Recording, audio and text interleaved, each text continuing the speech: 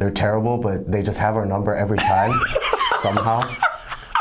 Like even this game. Filthy Frank, man, he's tough to stop. What are you looking at? Your hair changed again, and I'm just like wondering, is it in decent shape? It changes like every month or so. Yeah, like every month and a half, 2 months. Your hair too. I was talking to one of the gals in media, and she was like, damn, long hair Reven was a vibe. Yeah. I needed to have more than a vibe to head coach, so I just decided to look like one. Wait, is that's it? Well, partially. And You also grew it out for like years. Yeah, when I was in my 20s. Now I'm 30, so I'm trying to look 30. Why? I colored my hair green. I'm in my 30s. Yeah, but this is like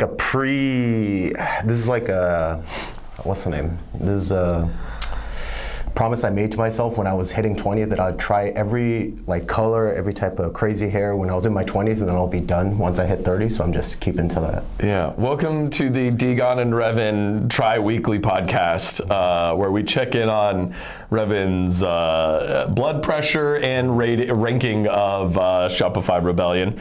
You guys went 1-1 this week. Yeah. Just lost to Dig. Good win earlier against Immortals, right? It was fine. Okay, fine win. How was today's loss against Dignitas? Not gonna lie, this team, even past split and this split, they're terrible, but they just have our number every time, somehow. Like even this game. Filthy Frank, man, he's tough to stop. It should have been a free win, but we just could not shit in the bed repeatedly. So it just happened. Yeah, I'm sure translating that one to Boogeyman. It just happened. Everyone literally took turns. Everyone except maybe Zazel, but he was playing Nami like far behind. But every one of our remotely useful characters all took turns shitting the bed this game. Sheesh. And that's our number one rule too. Don't shit the bed? No, we call it the triple Ds, which is don't die dumbass. And we died like a dumbass like 5-6 times in really crucial moments too. But that's like somewhat easy to fix per se, because it's just like spur Don't do moment, that. just like yeah. Bad positioning every now and then, bad clicks, like that stuff's relatively easy to fix. It's not even a fix, it just happens once in a while. But the reason why is this coach that lost the game looks like so positive? It's because during the break we practiced really hard, had really good results, and basically pissed on everyone, so we're pretty confident. This interview would sound so much better if we actually got the win that we should have, and we'd be tied for 5th, which is still not great, but it's like somewhere close to the permanent 8th that we've been doing. Now we're 7th, if I remember correctly. Yeah. So we're still not even locked into playoffs, but I guess this showing is better than the classic guys come to watch an interview, the 7th or 8th place coaches come depressed and say yeah, we should have done this better, we're going to improve, and we're so sad. That's a bit boring to the viewers, so. That's right. Yeah. That's not what they're here for. They're here to hear your coachingisms, the Revenisms. Yeah, and it's also the truth. I'm sure the guys were bummed out because it was a 44-minute loss that we probably should have won at 30 if we just didn't die like a dumbass. But I think the guys have innate confidence now compared to week 1, 2, even 3. Yeah. Because we've had really good consistency in scrims. Sure, because you've proven it now. Yeah. Bad news is you just played the 2 bottom teams. Mm-hmm. It's tougher no matter way you cut it. Mm-hmm. What is your outlook here for your final 3 games? Well, to put this in the most PC way possible, we played the bottom 2 teams, right? Yeah. So our scrim partners for the past 3 weeks have been the top teams, yeah. Yes. So that's where this wow, this delusional confidence comes from. I think this would have sounded so much better if we went 2-0 against the bad teams, obviously, but... It's not delusional confidence if you're doing well. Yeah, but it's going to rub a loud minority the wrong way, so it is what it is. Okay. I'm down for it, so. Okay. So this feels like a pretty straightforward week of practice. Then these are easy fixes on like dying like a dumbass. So don't die like a dumbass. Your VOD review is going to be like 30 minutes, and then you just go off to scrim. Oh, ours are like 10 usually. I try to keep it short. Just like really big, catastrophic moments that you should never do, and then things that you can do marginally better. Like we can get to that later when we're an actual decent team. Who needs to pick it up? Not gonna lie, this game specifically, Aaron died like a dumbass a couple times. He did. And I can say this kind of freely because he knows that I trust him at all times, which I still do. He will not die like a dumbass in the future. And also David, Insanity.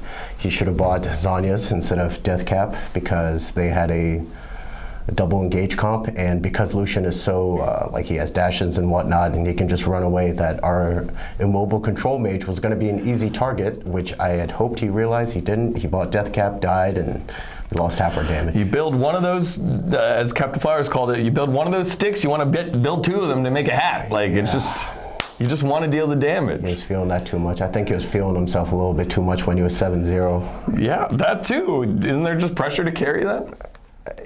Well, a smart player, which I hope David becomes, will realize that because he is so crucial to the comp, that a better defense is a stronger offense in a comp like that, because he needs to stay alive and do damage against a one-turn comp. Like they all come in with Sigilani, Nautilus, Gnar, and he just needs to survive that one turn. He already knows this because as soon as the game ended, we do like our little minor review for like a minute or two, and he was saying it. So yeah, I'm pretty optimistic compared to past weeks. Yeah, although you're not fuming. Oh, okay, last split, when we were doing TSM, I was like, even though we were a bit higher in the placings than I am now, I looked depressed, right? Dude, you looked like you had just chain smoked a whole pack. I probably smell like one right now too. A little bit, but not a whole pack. Like you just maybe like two. I used to like self-proclaim that I'm a kindergarten teacher or something. I don't have any of those worries or any of those vibes now. I'm actually pretty hopeful. Yeah. And we just have to show it. We just have to show up on stage. Man, this is so different than what I thought it was going to be. I thought I was going to get the chain smoking, like sweating Reven in here, and that's not what we're getting at all. If we went 0-2, it might have been, but at least we got one dub, so it's like still in there. Yeah. So final week, what do you think? 3-0, 2-1, 1-2, and then try to sneak in on tiebreakers? What do you think? If we don't die like a dumbass and shit the bed, I think it should be a 3-0. But let's see, who do we play? NRG, C9, and 100. That's not easy. I might be going a little too far if I say like stuff too much. Sure. The difference, if it exists at all, is not as much as the standings would like to say. I mean, these are the closest standings I feel like in the history of the LCS. Frankly, we're 4-7, and 100's like what are they? 7-4. They lost today. 7-4. Yeah, but it sounds different when you put it like they're second and we're seventh. Yes. So, but it's nowhere near what those standings in matters of like pure second place and seventh seem to suggest. Okay. What have you learned the most from coaching this split? This split? Yeah, what have you learned? I don't know if it's a learning, but I did my process backwards, which is we're focusing on the fundamentals now, which I think is why there's more consistent progress and people feel good, and we're just doing like normal drafts, et cetera, et cetera. But like, if we're doing the week 1, 2, 3 drafts where Insanity was playing a lot of crazy champs and we're doing a lot of these like weird stuff. Yeah.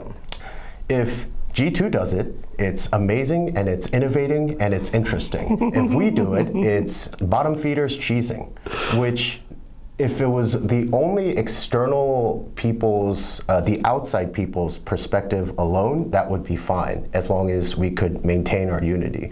But that's sort of slithered into the minds of our players as well. Sure. And they wanted to be more like from the bottom up rather than starting to make ourselves different. Yeah. So yeah, my process was a bit backwards, which I knew in the past. I don't know why I did it like that this split. Maybe I just had too much blind faith.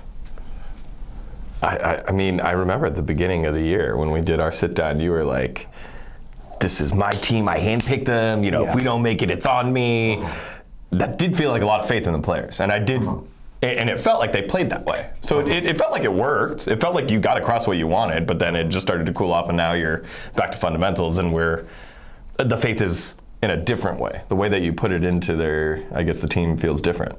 Yeah, like a thing I sort of overlooked is like, what are we now, 4-7? 2 of those wins came from the Seong, if I remember correctly. And like Seong, just blinding Seong, even if it's not amazing, it feels terrible in laning phase. Obviously, you could do better against like Aatrox and so on and so forth, but like whether it's against Vayne, whether it's it doesn't feel good for the player playing it for the majority of the games. Because he's just like a tool to use in a grand scheme of a comp.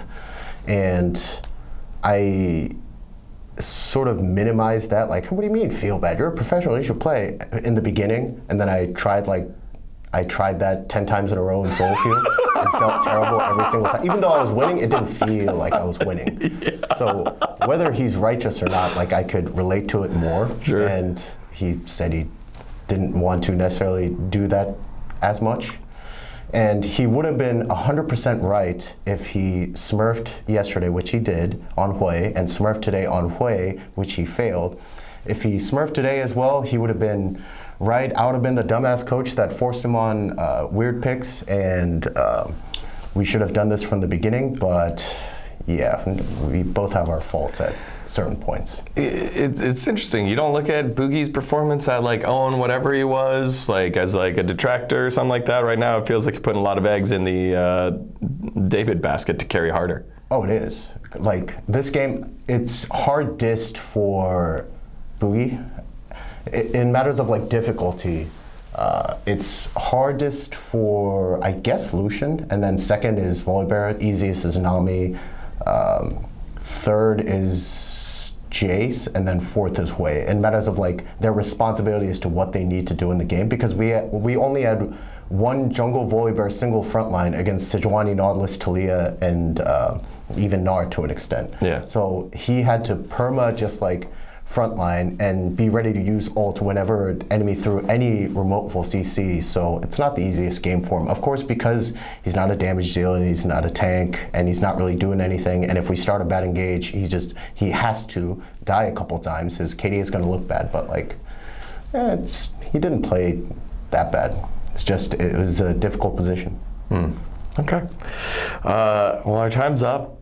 The stream of consciousness known as Reven is done for this week. We'll check in next week to see how we do with playoffs before we close off. Final words to the Shopify Rebellion and Reven and team fans. I really hope we 3-0 so that I don't like a delusional dumbass, but it's already out of my mouth, so it's already out there. I mean, that won't be the only reason why people think you're a delusional dumbass. You've done this before. It's so sad. If we can be so much better. Like, I feel way more confident now compared to before the split, before we were 7th place, which is gonna sound so crazy, but I'm happy living this way. I'm like blissfully delusional. I call myself that. All right. Well, we'll find out how the end result will play out. Thanks, man, for the time, and talk to you next week. All right. That'll be a joy for the comments. Always.